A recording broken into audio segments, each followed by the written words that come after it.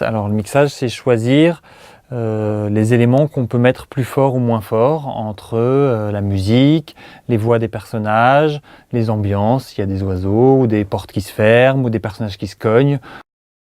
Et je reçois d'une autre part le travail du musicien qui va illustrer avec de la musique pas tout le temps ou qui va choisir à l'endroit où il veut raconter une histoire.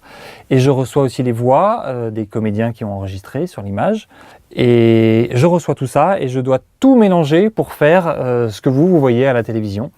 Je choisis mes pistes, lesquelles je vais mettre plus fort et lesquelles je vais mettre moins fort et ce que je veux raconter par le son.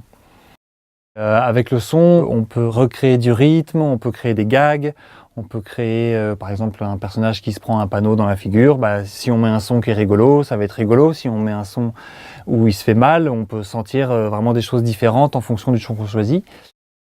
C'est un mélange un peu qui se fait un peu comme on mélangerait des ingrédients en cuisine.